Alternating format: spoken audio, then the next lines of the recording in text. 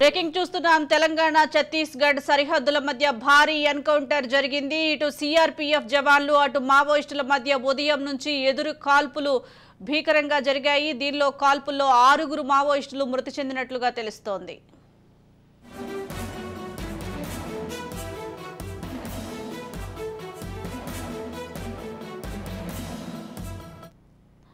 మృతుల్లో ఒకరు మహిళా మావోయిస్టు కూడా ఉన్నట్లు సమాచారం.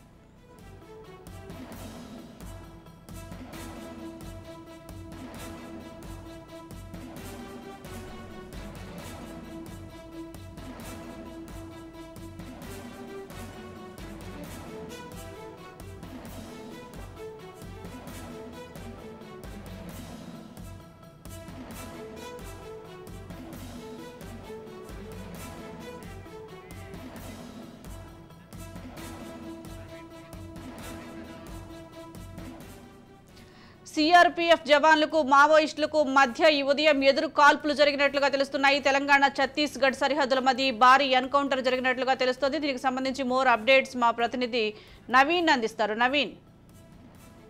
Thank you Sujatha. మావోయిస్టులకు మళ్ళీ గట్టి ఎదురు దెబ్బ తగిలిందనే చెప్పొచ్చు. అయితే ఛత్తీస్గఢ్ రాష్ట్రం బీజాపూర్ జిల్లా అటవీ ప్రాంతం అయితే ఎరుపెక్కినట్లుగా కూడా తెలుస్తుంది. అయితే బీజాపూర్ జిల్లా అటవీ ప్రాంతంలో పోలీసులకు మరియు మావోయిస్టులకు మధ్య ఎదురు కాల్పులు చోటు చేసుకున్నట్లుగా అయితే మనకు తెలుస్తుంది. అయితే ఎదురు కాల్పుల్లో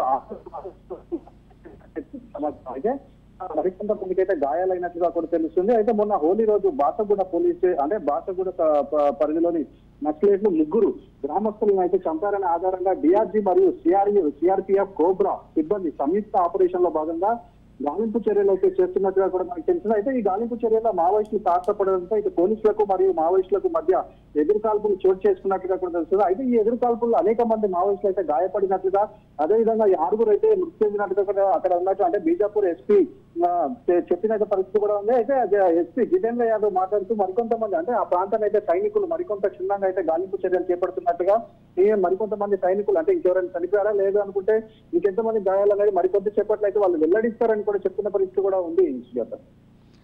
6 మావోయిస్టులు కూడా మృతి చెందినట్లు తెలుస్తుంది. అందులో ఒకరు మహిళా మావోయిస్టు కూడా ఉన్నట్లుగా తెలుస్తుంది. మరి దానికి సంబంధించి అప్డేట్స్ ఏంటి?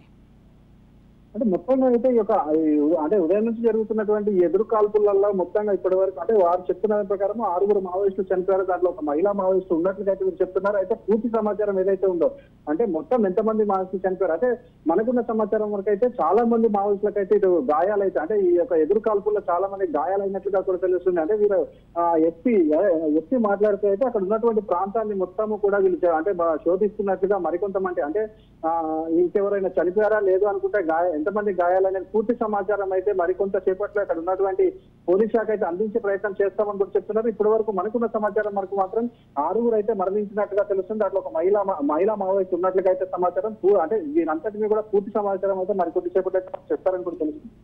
Right, thank you Naveen.